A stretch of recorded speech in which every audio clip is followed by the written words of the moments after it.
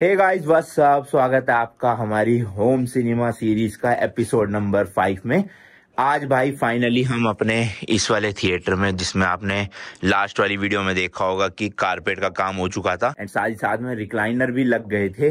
वो मतलब लगेंगे तो आज ही, बट आपने वो पिछली वीडियो में ही लिया होगा ऑलरेडी। बट आज की इस वीडियो में भाई हम इसके पूरे इंटरनल स्पीकर्स, जितने भी डिवाइसेस है, उन सबको कनेक्ट करने वाले हैं। जैसे जो सीलिंग स्पीकर है वो लगे हुए हैं, दीवार वाले स्पीकर लगे हुए हैं, बट उनकी ना सबकी केबल जो है वो वहां पे निकली हुई है। देखो वो सामने दिख रही है। तो उनके सबके आगे बनाना प्लग्स लगाएंगे और फिर AVR से कनेक्ट करेंगे। साथ में अपना ये जो एक सबवूफर बाहर निकला हुआ है ये भी लगाएंगे उधर, जैसे वो लगा हुआ है। और दूसरा मेन इसका प्रोजेक्टर टांगेंगे आज। ये रहा भाई एप्सन का LS12000B। और हमारी स्क्रीन अभी तक लगी नहीं है। रीजन उसके पीछे ये है कि पहले मैं प्रोजेक्टर चला के ना देखना चाहता हूँ इसके ऊपर आउटपुट कैसा आ रहा है, मतलब फुल 200 इंच डायगोनल ये बना पा रहा है या नहीं बना पा रहा वहाँ के हिसाब से, क्योंकि वहाँ लगना है ना प्रोजेक्टर।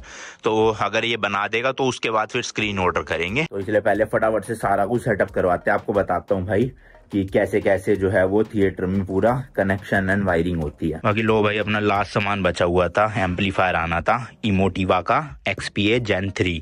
ये है 3 चैनल वाला एम्पलीफायर। अब इसको क्यों लिया गया भाई, क्योंकि हमारे जो फ्रंट के 3 स्पीकर है ना, लेफ्ट चैनल, सेंटर चैनल और राइट चैनल, ये भाई जो लेफ्ट और राइट चैनल है इनको चाहिए 150 वोट, ठीक है, 8 ohms में। जिनको साउंड का नहीं पता वो थोड़ा इग्नोर ही मारना, थोड़ा डीप हो जाएगा वरना। और दूसरा जो सेंटर चैनल है उसको चाहिए भाई 200 वोट 8 ohms में। तो हमारा जो डेनन का AVR है ना, A1H, ये वाला जो ये रहा, तो ये भाई पूरा डिवाइस मतलब सारा सिस्टम को कनेक्ट करता है, वीडियो ऑडियो को। तो ज़्यादातर केसेस में यही डिवाइस सारे स्पीकर्स को पावर भी प्रोवाइड करता है, क्योंकि जो सबवूफर होते हैं ना उनमें तो पावर चाहिए होती है, बट जो स्पीकर्स होते हैं ना उनमें कोई पावर नहीं चाहिए होती, आउटपुट एक्स्ट्रा। वो पावर जो है वो AVR से ही लेते हैं। जैसे मेरे बेडरूम में भी जो सेटअप लग रहा है, जितने भी सारे स्पीकर्स है वो सारे के सारे AVR से कनेक्टेड है, अपने मेरे 3800H से।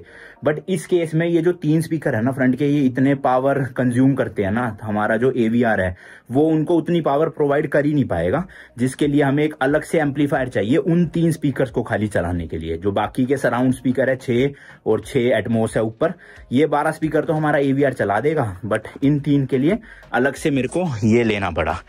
तो इसलिए ये भी अब डिलीवर हो चुका है भाई, देख सकते हो आप। प्राइस भी काफी ज्यादा होता है इसका। अभी ये तो MRP है, का डिस्काउंट मिल जाता है अच्छा खासा इसमें।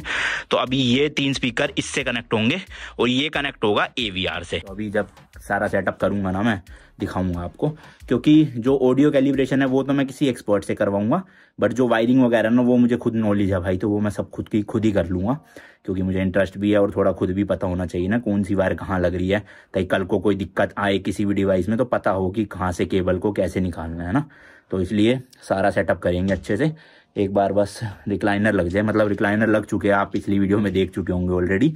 ये क्लिप अगले वीडियो में आ रही है, मैंने थोड़ा कंफ्यूजिंग है। तो देखो सबसे पहले तो भाई हम प्रोजेक्टर को ही टांगने वाले हैं। तो इस तरह का ना ये वाइट कलर का स्टैंड सा हमने पहले ही लगवा लिया था जब हमारा काम चल रहा था थिएटर का।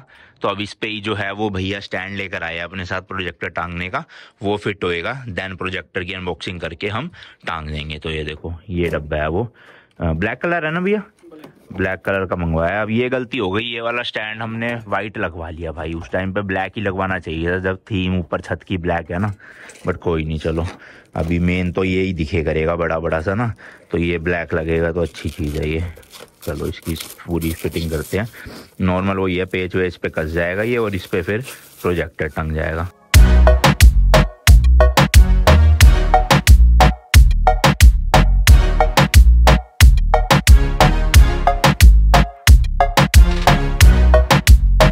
जी प्रोजेक्टर की अपनी अनबॉक्सिंग हो गई है। जैसे कि मैंने बताया था, मैंने लिया है एप्सन ब्रांड का LS12000B होम प्रोजेक्टर, जो कि एक भाई 4K 120 हर्ट्ज वाला प्रोजेक्टर है। जी हाँ भाई, इसमें आप 4K लेवल की गेमिंग कर सकते हो, वो भी 120 हर्ट्ज में। जो बड़े बड़े टीवी होते हैं ना भाई, वो भी बहुत महंगे आते हैं। ये इस लेवल की गेमिंग करवाने के लिए मेरे बेडरूम में लगा हुआ है, जैसे कि सोनी का। अब सोचो ये प्रोजेक्टर है 4K 120 हर्ट्ज वाला, जो भाई इनसेन 200 इंच की स्क्रीन जो यहाँ लगेगी, उस पर हमें कोई भी लेवल की मतलब अच्छी खासी गेमिंग करवा सकता है। इसके MRP की बात करें तो ये देख सकते हो आप, बट ऑब्वियसली डिस्काउंट मिल जाता है इसमें अच्छा खासा, तो इतना प्राइस नहीं है ये, आप नेट पे चेक कर लो प्राइस। तो ज़्यादा कुछ डब्बे पे तो लिखा नहीं हुआ, सीधा प्रोजेक्टर ही दिखाता हूँ। ये देखो इस तरह का है भाई, कितना ह्यूज है ना। वैसे लगता है हमें छोटे छोटे होते होंगे प्रोजेक्टर, बट ये एक्चुअल में काफ़ी बड़ा है भाई। लेज़र प्रोजेक्टर है ये देखो, 4K यहाँ पे भी बैजिंग दे रखी है, 3 LCD। और ये इसका बैक पैनल है। इस तरह के देखो पोर्ट मिलते हैं इसमें हमें। VGA भी है और 2 HDMI भी है, देन USB भी है, और नहीं ऑप्टिकल HDMI है, फिर LAN पोर्ट है, और बाकी और देख सकते हो USB वगैरह, प्लस इसके कुछ बटन्स वगैरह। और फ्रंट साइड आपको मैं अगर दिखाऊं तो इसका फ्रंट साइड है कुछ इस तरह से। तो ये देखो ये शटर सा खुलता है ऑटोमेटिक भाई, और फिर इसमें से रोशनी निकलती है जो आगे प्रोजेक्टर स्क्रीन पे पड़ेगी। तो इस तरह का लुक है भाई हमारे प्रोजेक्टर का कुछ। साथ में इसके एक केबल मिली है जो कि के भाई ये पावर केबल है ना, ये USB है। तो इसकी तो जरूरत है नहीं, क्योंकि हमने जो HDMI है यहाँ से लेके ऊपर छत से होते हुए वहाँ पे ऑलरेडी डाल रखी है। और साथ में एक रिमोट मिलता है, देखो कितना बड़ा सा रिमोट है। ये सब रिमोट के काम नहीं आएंगे अभी, क्यों नहीं आएंगे मैं दिखाऊंगा। बाकी ये रिमोट देखो भाई कितना ह्यूज साइज का। खैर ये रिमोट्स काम आने नहीं वाले, क्योंकि मैंने एक यूनिवर्सल रिमोट ले रखा है जो सारी डिवाइसेस को एक ही रिमोट कनेक्ट करेगा। और ये इसकी पावर केबल है, एंड ये इसका बैक पैनल है। बाकी ये मैनुअल है। तो चलो सेट करके इसको फटाफट टांगते हैं। लो जी लो, प्रोजेक्टर अपना हैंग हो चुका है। जैसे कि मैं कह रहा था, ऊपर वाला वाइट वाला थोड़ा अजीब सा लगेगा भाई, पूरा ही ब्लैक होता है ना तो ऐसे मर्ज सा हो जाता छत और प्रोजेक्टर के बीच में। बट कोई नहीं, चलो उस पर कुछ जुगाड़ लगाएंगे, ब्लैक टेप लगा देंगे लपेट के ना, ताकि पता ही ना चले। और ये वायरिंग देख रहे हो ना आप, तो मैंने भाई 2 HDMI केबल छोड़ रखी है। ज़रूरत तो वैसे हमें एक की है, बट होता क्या है ना, ये अंदर मतलब छत के अंदर से जा रही है, तो कल को एक वायर खराब हो जाए, चूहा काट जाए, तो एक बैकअप वायर होनी चाहिए। तो इसलिए हमने 2 केबलें डाल के रखते हैं, ताकि एक खराब हो तो दूसरी यूज कर ले। बट अभी के लिए फिलहाल एक ही कनेक्ट होगी। वैसे तो जो पोर्ट है ना भाई पीछे, वो 2 ही पोर्ट है HDMI के, तो हम दोनों ही कनेक्ट करके छोड़ रहे हैं। बट जो AVR में जाएगी वो एक बार में एक ही लगेगी, मतलब जो भी आप लगाना चाहो। पर प्रोजेक्टर में दोनों टांग देंगे। अब हमारी जो यहाँ से फ्लोर से सीलिंग हाइट है ना, वो अराउंड इस वाले प्लेटफॉर्म से आप लगा लो 10 सवा 10 फुट के आसपास की है। तो अगर मैं देखो यहाँ पे खड़ा भी होता हूँ ना भाई, मैं 5 फुट 10 इंच का हूँ, तो मेरे दूर दूर तक भी प्रोजेक्टर सर पे टच नहीं होएगा। कई लोग क्या है, छोटी सीलिंग हाइट रख लेते हैं, तो उनके चलते फिरते प्रोजेक्टर बिल्कुल ना ऐसे सर के ऊपर ही आ रहा होता है। तो हमारे यहाँ पे थोड़ा ये फायदा है, क्योंकि मैंने इस फ्लोर की जब कंस्ट्रक्शन करवाई थी ना, तो अपना लेंटर जो है वो 13 फीट पे डलवाया था। मुझे पता था, क्योंकि मुझे सीलिंग हाइट ऊंची चाहिए। ऊपर से फिर ये फॉल सीलिंग वगैरह होगी, तो ये भी 1.5-2 फुट जगह ले लेते हैं। AC वेसी लगती है ना ये वाले अपना कैसेट AC, तो इसलिए मैंने 13 फुट हाइट छुड़वाई थी, जिसका फायदा अब हो रहा है कि प्लेटफॉर्म ऊंचा करने के बावजूद भी हमारे पास सीलिंग हाइट अच्छी खासी है। देखो चलो जी, अब बारी है AVR अनबॉक्सिंग की। AVR मतलब इस पूरे सिस्टम का दिमाग, या एक तरह से घर आप कह सकते हो, क्योंकि यही सारा ऑडियो एंड वीडियो सिग्नल्स को प्रोसेस करता है।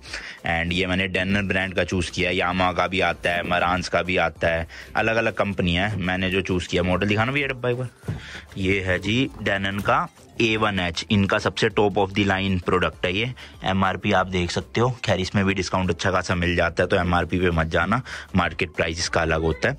तो इसमें एक तो ये अपना भाई डिवाइस बहुत भारी होता है, बहुत ज़्यादा भारी, इसलिए हमने जो इसका शेल्फ चूज किया है वो है ये वाला, ताकि आराम से बाहर निकाला जा सके। देखो भाई इस तरह का लगता है ये डिवाइस। पीछे आप देखोगे तो इतने सारे सॉकेट्स होते हैं भाई, अलग अलग स्पीकर्स को, एम्पलीफायर को और सब वूफर को कनेक्ट करने के लिए।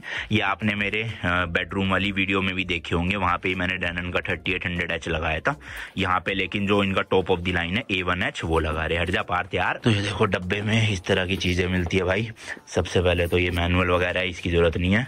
ये मिलते हैं भाई हमें एंटीना वाईफाई के, और साथ में स्टिकर। अब स्टिकर है, जैसे ये वायर है ना इतनी सारी भाई, टोटल हमारे यहाँ पे 15 ही स्पीकर्स है।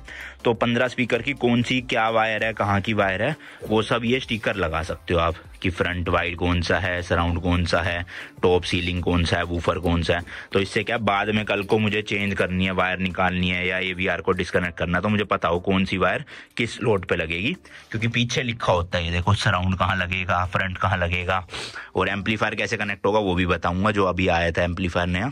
इसके अलावा भाई इसके साथ में ये क्या चीज है भैया गत्ते का? ये माइक एंटीना।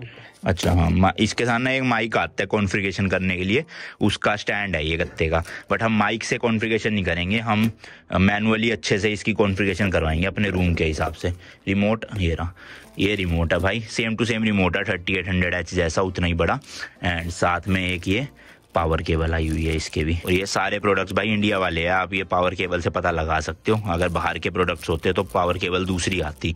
और इन सब की ऑफिशियली इंडिया वारंटी भी है। जैसे डेनन की 1 साल आती है, जो हमारा प्रोजेक्टर एप्सन का इसकी शायद से 3 साल है इंडिया में वारंटी।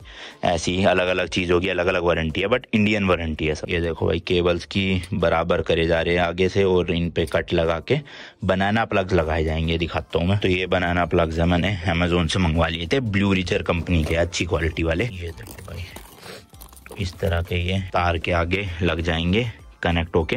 तो इससे क्या है ना, स्पीकर में ये लगाना निकालना आसान हो जाता है। ये जैसे कहाँ लगे, अच्छा यहाँ लगेंगे। तो अच्छा डायरेक्ट तार लगानी हो तो आप देखो ये छेद सा दे रखा है ना, इसमें कनेक्ट करके इसको ऐसे कस सकते हो अगर आपने बनाना प्लग नहीं लगाने। पर वो भी सही रहता है वैसे तो, पर ज़्यादा अच्छा रहता है कि ये बनाना प्लग ना तार में लगे हुए हो। कौन सा था ये? और डायरेक्ट फिर आप इसमें नहीं लग रहा है अभी भी। हाँ तो जो भी है, मतलब इसमें अंदर ये चला जाएगा और आप ऐसे ही निकाल सकते हो, डाल सकते हो बार बार। ये लग गया देखो इस तरह से। अब ये इसको निकालना इजी है, ऐसे बस खींच लो, ऐसे ही लगा दो, ऐसे खींच लो, ऐसे ही लगा दो। तो इसलिए सब केबल्स में 15 की 15 केबल में बनाना प्लग लगेंगे, यानी टोटल 30 बनाना प्लग लगेंगे। बाकी भाई ये आई है प्रोफी गोल्ड की केबल्स। ये मेनली सबवूफर एंड एम्पलीफायर को AVR से कनेक्ट करने के काम आती है। तो 2 हमारे सबवूफर लगेंगे फ्रंट के, उसके लिए है ये 3-3 मीटर की। 3 मीटर ये हो गई, 3 मीटर ये हो गई। एम्पलीफायर की 3 मीटर की क्यों दे दी? ये तो छोटी ले आनी थी, ये तो साथ ही लगेगा। अच्छा नहीं आता। और ये भाई 6 ले आए आप, 5 ही, एक एक्स्ट्रा ना।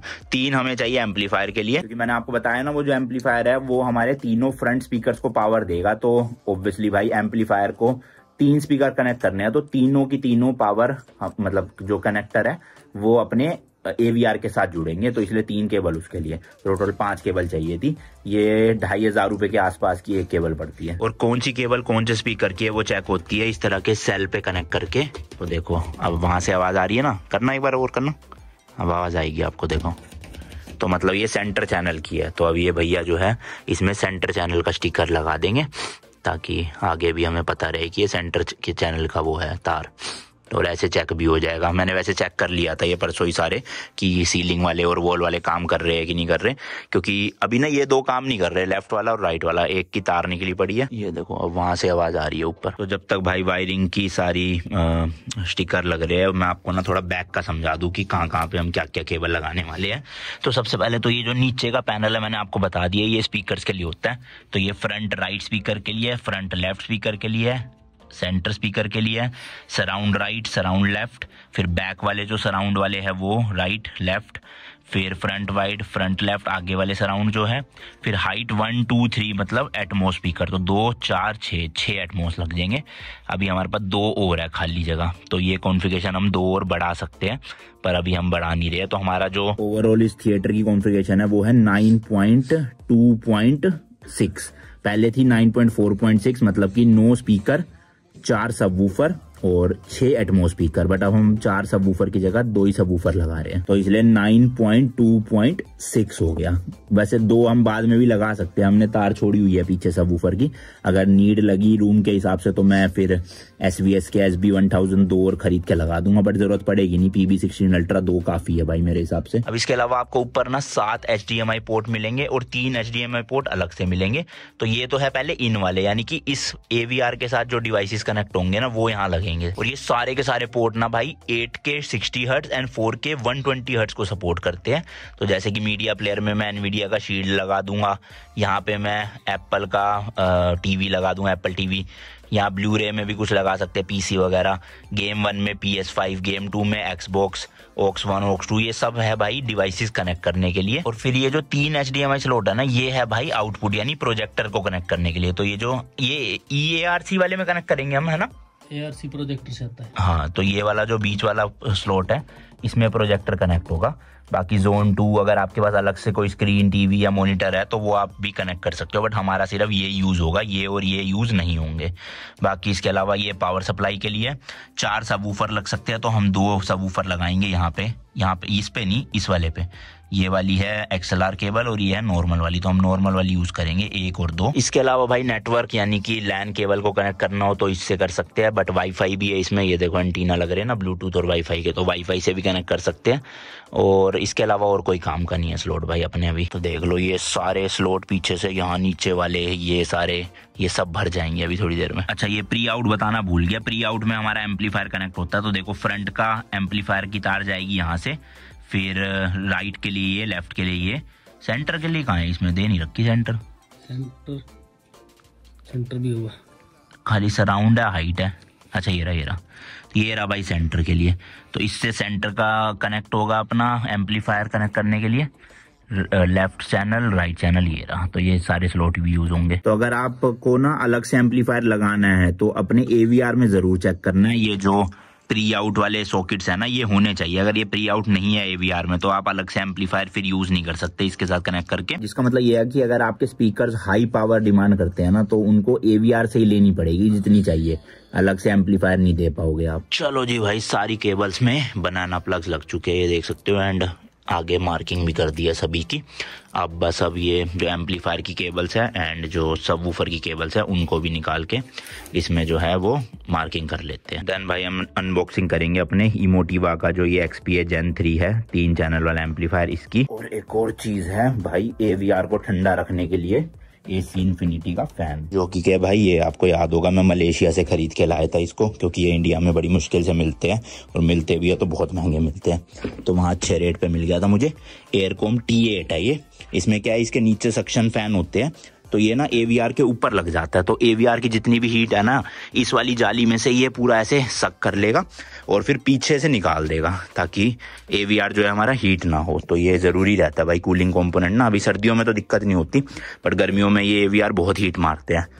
और हमारा ये जो फैब्रिक है वैसे भी वो है अकूस्टिकली ट्रांसपेरेंट, तो मतलब एयर फ्लो ना अंदर बाहर होता रहेगा आराम से, तो ये भी ठंडा रहेगा वो भी ठंडा रहेगा। चलो इसकी अनबॉक्सिंग करते हैं। ये मैंने सेम ऐसे ही बेडरूम में भी लगाया था, उसका मॉडल दूसरा था पर था कुछ ऐसा ही सिमिलर।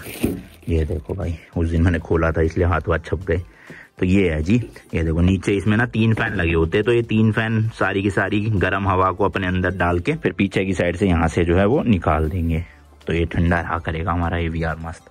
इसका अडेप्टर कहाँ है यार, ये रहा। देखो इसका प्लग देखो आगे से ना ये है पतले वाला, तो ये क्योंकि बाहर का प्रोडक्ट है इसलिए इसका अडेप्टर ऐसा आता है। इंडियन होता तो गोल पिन आती, कोई नहीं हमें क्या लेना देना, कन्वर्टर लगा के लगा दूंगा इसको। तो एक सबवूफर तो लगा हुआ था, बस इसमें केबल लगा रहे हैं। इसकी पावर केबल दूं भैया, वो भी लगा दो। ये लो ये रही, ये भी लगा देते हो, कितनी बढ़िया देगा ना पावर केबल। ये लो इसमें लगा। तो हर डिवाइस के लिए ना मैंने ऐसे अलग अलग ही स्विच बोर्ड छोड़े हुए हैं और ये सारे स्विच बोर्ड कनेक्ट होते हैं वहां से मेन बोर्ड से। तो मतलब एक बार ये बंद हो गया तो मुझे यहाँ से ऑन ऑफ नहीं करना पड़ेगा। तो ये सब जब काम चल रहा था ना भाई उस टाइम पे मैंने पूरा दिमाग लगा के कि बाद में दिक्कत नहीं आनी चाहिए, अभी कर लो इंटरनल वायरिंग जितनी है, क्योंकि है ना बढ़िया हो गया ना। क्योंकि बाद में क्या होता है ना भाई, फिर वायरिंग ओपन में दिखती है, जितना आपने पैसा लगाया लुक में और चीज़ों में वो वैसे ही खराब हो जाता है वही।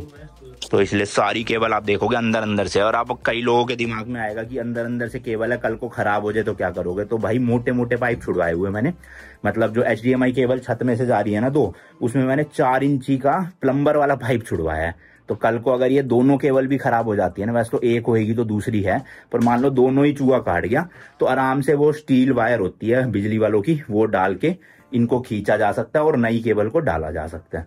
तो इसलिए पहले से ही सारी प्लानिंग ऐसे ही करी गई। इसके नीचे कुछ फोम या कुछ है ना डल जाए तो देखता हूँ। तो जो अंदर वाला बॉक्स है ना हमारा थोड़ा छोटा बन गया था, जिसकी वजह से सबवूफर आप देखोगे ना भाई लिटरली 35 या 30 इंची का है ये सबवूफर। डीप बहुत बड़ा वूफर है ये, PB16 अल्ट्रा, इनका टॉप ऑफ द लाइन है बिल्कुल।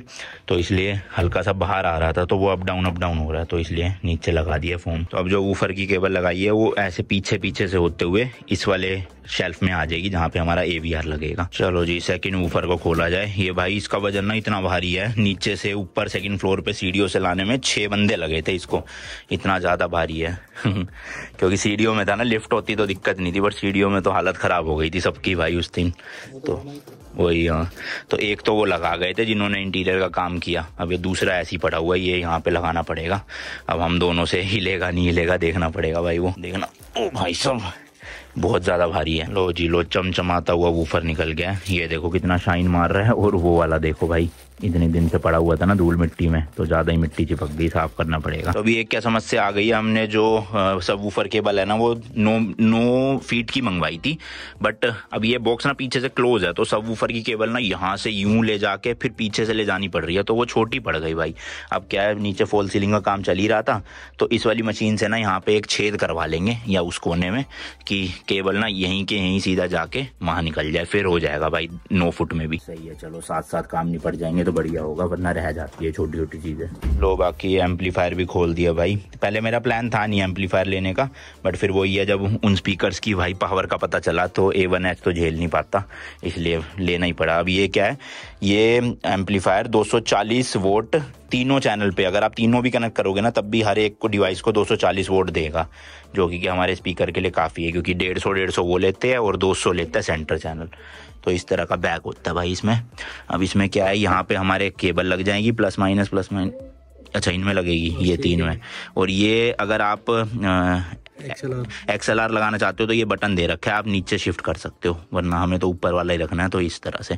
बाकी पावर केबल लगेगी और फिर चालू हो जाएगा। तो छेद किया जा रहा है पहले तो इसमें, तभी सब वूफर सेट होगा। यहाँ भी छेद करना पड़ेगा, ऐसे ही उस वाले में भी छेद करना पड़ेगा। AVR तो मैंने बता ही दिया यहाँ रखने वाले हैं, और जो एम्प रख रहे हैं वो रख रहे हैं भाई इस वाले खाने में, क्योंकि एम्प का बाद में ज़्यादा कुछ यूज़ आया नहीं करेगा, सब कुछ रिमोटली कनेक्टेड होगा, तो ऑन ऑफ करने के लिए ये हटाने नहीं पड़ेंगे हमें।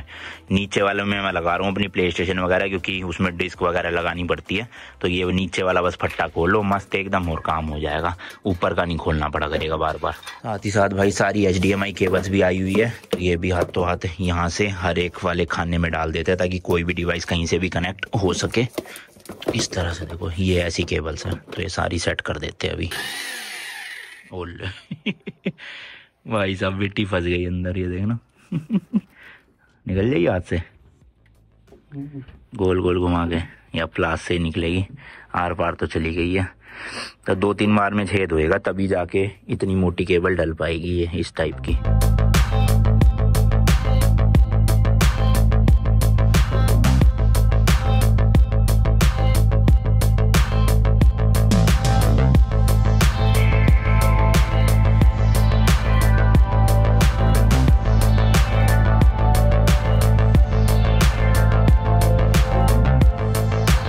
देखो भाई, ये है टोटल 200 इंच की डायगोनल स्क्रीन, इतनी बड़ी स्क्रीन, मतलब वीडियो में तो आपको खैर नहीं पता चलेगा भाई, बट हम सामने से देख रहे हैं तो ऑलमोस्ट पूरी दीवार है लेफ्ट टू राइट, और ऊपर से नीचे तक तो नहीं कह सकते, बट हाँ अच्छी खासी है। तो अभी स्क्रीन तो है नहीं, इसलिए इसी पे ही कॉन्फ़िगरेशन करनी पड़ेगी हमें, और फिर असली क्वालिटी तो स्क्रीन पे ही दिखेगी, क्योंकि ये ब्लैक पर्दा है ना, ब्लैक पर्दे पे तो क्या ही क्वालिटी आएगी। अभी देखोगे ना भाई सब कुछ उल्टा आ रहा है, क्योंकि प्रोजेक्टर भी हमने उल्टा टांगा हुआ है, बट इसमें ना डिजिटली ऑप्शन होता है कि आप इमेज को zoom in zoom out, left right up down और इन्वर्ट भी कर सकते हो, हॉरिजॉन्टली भी वर्टिकली भी। तो इसलिए अब हम सेटिंग्स में जाके बस इसकी इमेज को उल्टा कर देंगे, तो सारा मेन्यू सीधा दिखेगा हमें। तो इसलिए हमें मतलब ये ना प्रोजेक्टर हिलाने की जरूरत नहीं पड़ेगी जिंदगी में कभी भी, हम रिमोट के थ्रू ही जो है स्क्रीन को छोटा बड़ा, लेफ्ट राइट ऊपर नीचे सब कुछ कर सकते हैं, प्रोजेक्टर वहीं का वहीं रहेगा अपना। तो ये होता है डिजिटल लेंस का कमाल भाई। देखो हो गई ना सीधी। अब प्रोजेक्शन जो है हमने सेलेक्ट कर दिया है फ्रंट सीलिंग, तो उसके हिसाब से इसने अपने आप ही जो है वो एडजस्ट कर लिया। देखो सारा कुछ सीधा हो गया अब, तो ये पूरी डिस्प्ले आ रही है। फ़ोन में तो फिर भी ब्राइट दिख रही है। ब्राइटनेस फुल है भैया कम है? अभी फुल है ये, ब्लैक में दिखेगी नहीं, वाइट पर्दे में दिखेगी। तो ये आ गया भाई हमारा AV रिसीवर का डिस्प्ले। अभी सारे सेटअप करना है पूरे स्पीकर्स वगैरह को। वैसे तो मैंने ये रूम वाली वीडियो में डिटेल में दिखाया था, तो इसमें थोड़ा फास्ट फॉरवर्ड कर देंगे भाई, वरना बहुत टाइम लगता है इसमें ना। सारे स्पीकर काम कर रहे हैं नहीं कर रहे हैं, हर जगह पे जो स्पीकर लगे हुए हैं वो सही है कि नहीं है। अभी तो ये वूफर करना है भैया कनेक्ट, पहले सारे कर लेते हैं ना कनेक्ट, फिर करेंगे कॉन्फ़िगरेशन। चलो भाई, ऑडियो तो हमने अच्छे से सेटअप करके चेक कर लिया है। अभी ये गाना ज़्यादा देर चला नहीं सकता, कॉपीराइट आ जाए। चलाना हो कोई क्लिप? अब चलाते हैं भाई डोल्बी एटमॉस की, जिससे कि पता चलेगा एक्चुअल में कि जो सारे स्पीकर है ऊपर लेफ्ट राइट सब में ऑडियो आनी चाहिए ना। तो भैया के पास पेन ड्राइव में रियल वाली क्लिप्स है डोल्बी एटमॉस, क्योंकि यूट्यूब पे आप देखोगे ना वो रियल डोल्बी एटमॉस नहीं होती, वो नाम की डोल्बी एटमॉस होती है। बट इनके पास पेन ड्राइव में है तो मैं इनसे ले भी लूंगा 2-3 क्लिप्स ना, कभी साउंड मतलब टेस्टिंग करनी होती है तो रहे। कौन सी किसी मूवी की चला दो तगड़ी सी। तो देखो ये क्लिप ना यूट्यूब पे भी है बट उसमें इतनी अच्छी ऑडियो सुनाई नहीं देती जब आप सुनो, पर ये रियल क्लिप है। ओ भाई साहब है तगड़ा बेस तगड़ी आती है भाई दोनों में से ना। आपको वीडियो के थ्रू पता नहीं चलेगा, हम जो सुन पा रहे हैं ना वो अलग ही फीलिंग है थोड़ी। भाई साहब एक एक बुलेट ऐसे फील हो रही है जैसे बेस निकलती है धम धम की, जैसे सही में बुलेट लग रही है ना, वैसे वाली फीलिंग आती है। तो गेमिंग करने का तगड़ा मजा आएगा इसमें कॉल ऑफ ड्यूटी जैसी। तो चलो अब ऑडियो सेटअप हो गई है, वीडियो क्वालिटी अभी मैं दिखा नहीं सकता जब तक स्क्रीन नहीं लगी। ये सारी क्लिप्स 4K है। हाँ तो ये मैं लेके रख लेता हूँ भैया से 4K क्लिप, जब प्रोजेक्टर लग जाएगा ना तब आपको असली में प्ले करके दिखाऊंगा कैसे आएगी मजे। तो ये 4-5 क्लिप ले लूंगा मोटे मोटे। अब चलो ये फाइनल करते हैं फटाफट से, सारे डिवाइसेस कनेक्ट करके और वायरिंग वगैरह अंदर करेंगे। फिर ये जो जितने भी गत्ते निकले हैं ये सब नीचे फेंकेंगे सारे। बाकी भाई पीछे HDMI वगैरह सारी कनेक्ट कर दी है, प्ले स्टेशन के लिए, एक्सबॉक्स के लिए, PC के लिए, और जो हमारे मीडिया डिवाइसेस होने वाले कौन से वही मैं बताऊंगा। तो ठीक है भाई ये तो फाइनल है। इसको अब हम तारों को थोड़ा सा समेट के अंदर खिसका देते हैं। वैसे तो बहुत ज़्यादा गुच्छे बन गए हैं देखो, पर जितना कोशिश करेंगे बीच बीच में सेंटर में होके आराम से चली जाएगी। AC इन्फिनिटी भी कनेक्ट कर दिया है, सेम स्विच बोर्ड से ही है, डैनन भी और ये भी। यानी जब डैनन चालू होगा तभी ये ऑटोमेटिक चालू हो जाया करेगा, क्योंकि भाई होना भी चाहिए वरना वो हीट मारेगा। तो डाल दो पहले, इसको अंदर डाल दो, फिर इसके ऊपर से रख देंगे डैनन। बहुत भारी है ना, काफ़ी भारी हो जाता है भाई, पर अच्छा हाँ वही तो इसलिए थोड़ा उठा के, हाँ इसलिए मैंने नीचे वाला शेल्फ चूज किया था कि कभी कल को चेंज वेंज करना हो तो ऐसा ऐसे ही खिसक जाए। अगर मैं ऊपर रखता ना तो ऊपर से नीचे लाने में बैंड बच जाती, और अब ये इसके ऊपर आ जाएगा भाई। चलो जी ये इस तरह से। तो ये एग्जैक्ट ना इसी AVR के साइजेस के ही बने होते हैं, मतलब आप लेफ्ट टू राइट देखोगे ना तो ऐसे पता नहीं चलेगा अलग से कोई डिवाइस लगा हुआ है, ऐसा लगेगा उसी का ही पार्ट है कुछ। और थोड़ा अंदर कर दो भैया डैनन, क्योंकि वो आगे वो लगेगा ना इसके। हाँ और कर दो हल्का सा, बस। चलो जी ये पन्नी उतार देते हैं।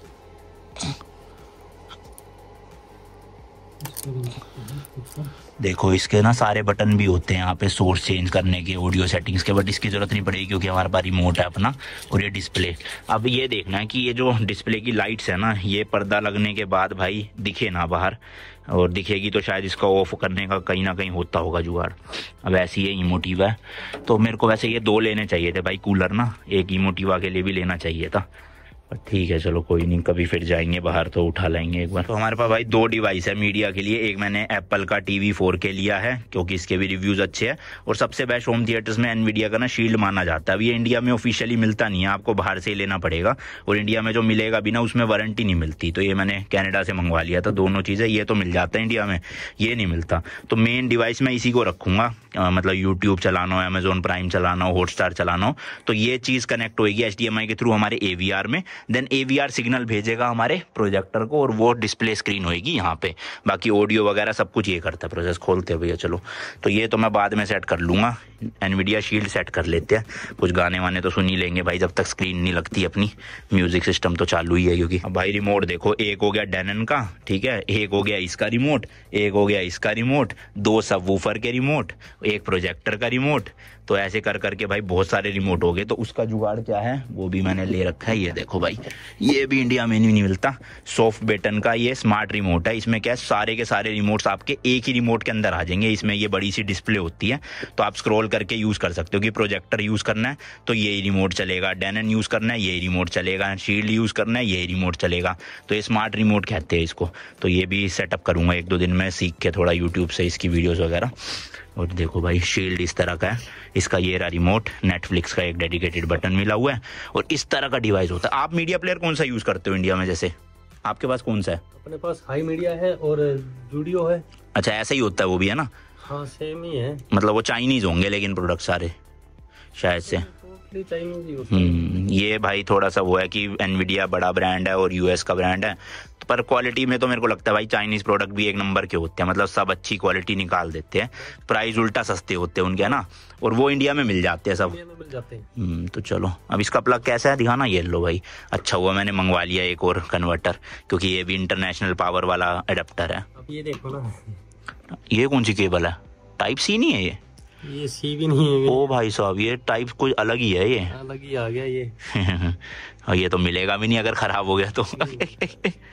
ये भी पंगे है भाई साहब। ओ डब्बे में भाई कुछ नहीं आता, बस एक ये क्विक गाइड वगैरह है, खाली हो गया। तो ये जो दो छोटे छोटे खाने हैं, एक है हमारा एप्पल टीवी के लिए ये वाला, और एक है एनवीडिया शील्ड के लिए। दोनों के प्लग अंदर ही दे रखे वो देखो, तो यहीं पे यहीं लग जाएंगे। और HDMI भी निकाल दी हमने, इनके साथ कनेक्ट करके अब जरा प्ले करके देख लेते हैं। लो भाई डिस्प्ले आ गई है एप्सन की, चालू हो गया। और ऐसा कहते हैं भाई सोनी के जो भी प्रोजेक्टर होते हैं ना, वो डब्बे से निकालते ही कैलिब्रेटेड होके आते हैं, मतलब उनकी पिक्चर क्वालिटी एक नंबर की होती है। बट एप्सन वैसे क्वालिटी वाइज ना सोनी का जो इसके टक्कर का मॉडल है उससे बेटर है, बट जब आप बॉक्स से निकाल के लगाओगे ना तो इतनी अच्छी क्वालिटी नहीं लगेगी। ये आपको कैलिब्रेशन करना पड़ेगा, जैसे टीवी में हम करते हैं ना, ब्राइटनेस कम ज्यादा, कॉन्ट्रास्ट कम ज्यादा, तो वो उसी हिसाब से हमारे थिएटर में जो एम्बियंट लाइट है या स्क्रीन है जिस क्वालिटी की, तब ये होगा जब डिस्प्ले यहाँ पे वो लग जाएगा पर्दा पूरा। तो जो हमारा भाई सेंटर स्पीकर था उसमें हिसिंग साउंड आ रही थी हल्की हल्की, तो उसकी वायरिंग निकाल के वापस से लगा रहे हैं। पीछे देखो भाई पूरे मतलब 1-2 बंदे घुस सकते हैं, इतनी जगह है। ये 3 फीट छोड़ रखा है हमने ना, टोटल रूम की डायमेंशन थी 30 फुट, तो 3 फुट ये हटा दिया, अब 27 फुट का रूम है हमारे पास पूरा। पर ये सही है भाई, सब कुछ अंदर ही छुप जाता है 3 फुट के ना।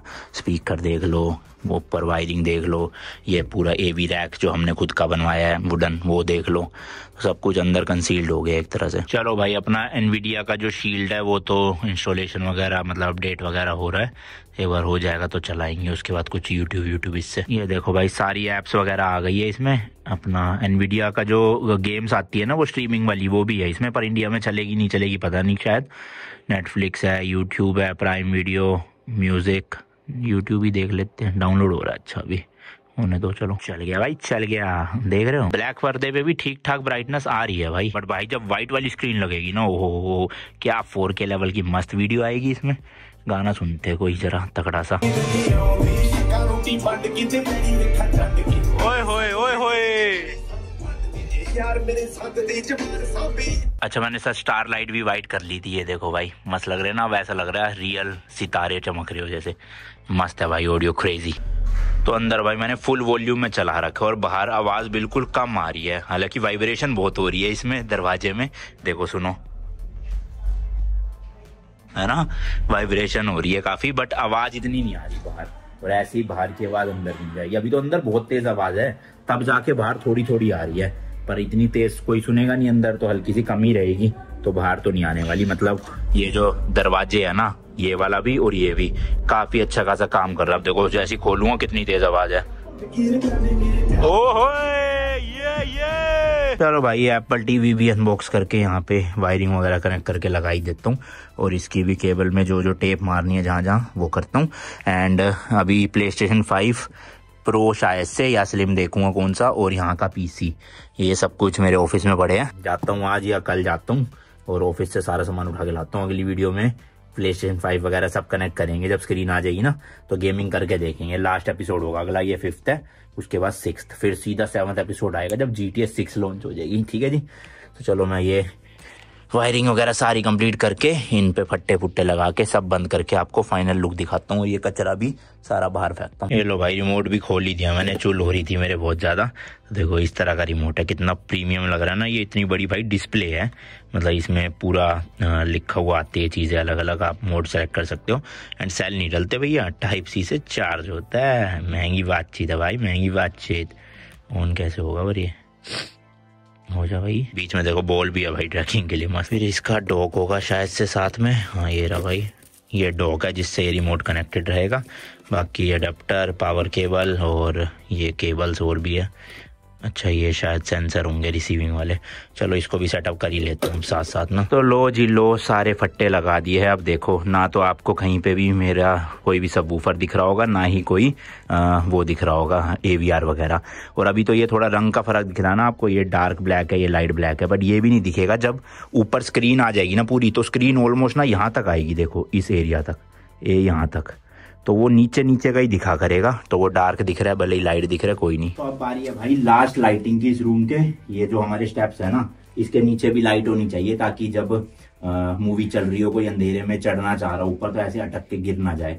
तो उसके लिए हम यूज करने वाले हैं इस तरह की एल्यूमिनियम प्रोफाइल स्ट्रिप, जो भाई ये एक ग्लू आती है पॉलीफिक्स, इससे ऐसे चिपक जाएगी। ये दिखाऊं आपको कैसे दिखेगी, मतलब ये देखो यहाँ चिपक जाएगी, और फिर इसके ऊपर लगेगी भाई ये एलईडी स्ट्रिप लाइट, और ये येलो कलर की है।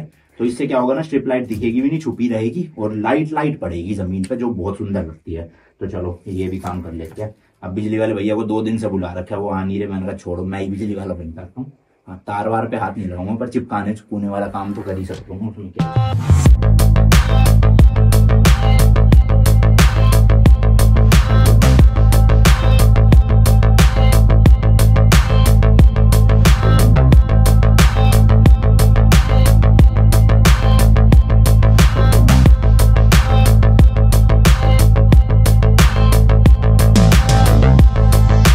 प्रोफाइल चिपकती जाएगी। अब पूरा इस स्टेप पे भी और उस स्टेप पे भी लगाना पड़ेगा।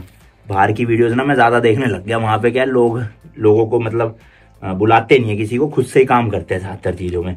तो मेरा भी इंटरेस्ट यही हुआ पड़ा कि खुद ही करते रहो, जो काम मिले। बस ये है, टाइम होना चाहिए। जिस दिन टाइम नहीं होता उस दिन फिर मैं हेल्प ले लेता हूँ। जैसे अगर वो बनाना प्लग वगैरह भी खुद लगा सकता था सारे के सारे, बट वही बात है भाई फिर कि मेरे को टाइम बहुत लग जाता है, इसलिए मैंने हेल्प के लिए एक बंदा और बुला लिया। ये देखो भाई, कनेक्शन बस ऐसी टेम्परेरी लगाए है, क्योंकि उंगली नहीं लगा सकता, करंट आ सकता। वैसे करंट है नहीं इसमें, बस स्टिल ये देखो इस तरह का इफेक्ट आएगा। लग रहा है कि नहीं लग रही? मस्त भाई, क्रेजी।